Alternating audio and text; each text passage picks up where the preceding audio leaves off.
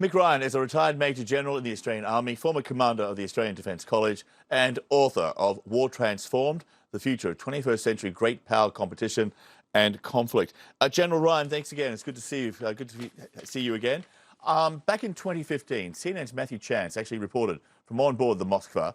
It was being used back then as part of Russia's offensive in Syria. I want you to listen to part of his report. Here it is.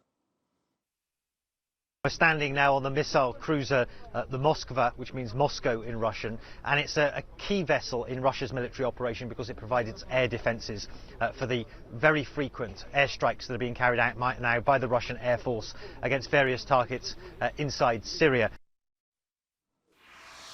Yeah, this guided missile cruiser was about as high-tech as it gets for the Russian Navy, $750 million apparently, one of three.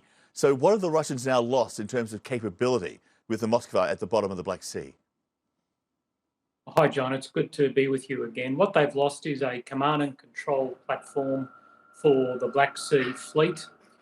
They have lost a set of sensors which provide air defence in that region. But most importantly, at the strategic level, they've lost a major propaganda war with the Ukrainians, who will turn this into a strategic issue.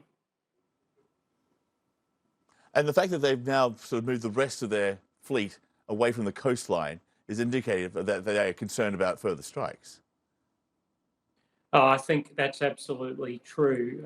It's difficult to believe that the Ukrainians would fire some missiles at it and at the same time there would be some accident on the ship. I think the proof adds up that this is probably a Ukrainian strike on the ship. The Russians have lost it, and it's a major propaganda coup for the Ukrainians. Yeah, Putin's military has left behind widespread destruction in towns and cities. His soldiers, by all accounts, are guilty of both torture and mass murder of civilians. They appear guilty of raping women and children. Russian forces have been exposed as both poorly trained, vulnerable, essentially a paper tiger. From the Kremlin's point of view, is there anything else to show for the past 51 days of war? An expanded NATO, potentially. Russia has had nothing to show for this unnecessary and unwarranted invasion of the Ukraine. They've left rubble in their wake. They've left dead civilians and broken families. Putin is reaching for some kind of success in the East, but given what we've seen from the Ukrainians so far and the support from the West, even that will be very difficult from the Russian military.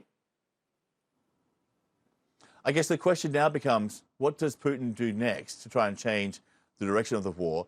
And I want you to listen to the CIA Director, William Burns, about his concerns.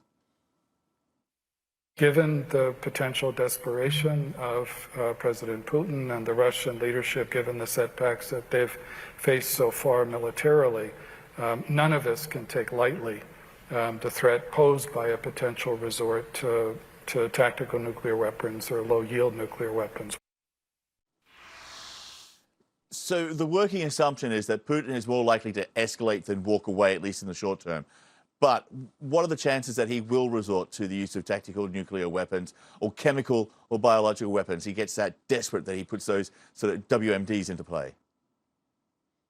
Well, it's certainly not something the Russians have taken off the table at all. They've threatened the use of nuclear weapons. They've indicated they might undertake false flag operations with chemical weapons.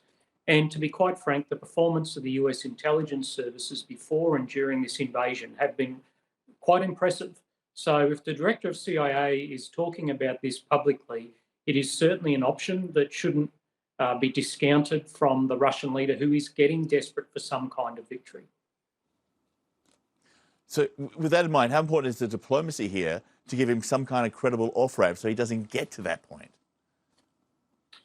Well, that's the real trick for the Ukrainian strategy and for the rest of NATO. Ukraine needs and will most likely win this war, but they need to do so in a way that doesn't result in the Russians using weapons of mass destruction. That will take an incredibly nuanced calibration by President Zelensky and his government and close work with Western governments to make sure it doesn't happen. General Ryan, as always, thank you so much, sir. We appreciate your time.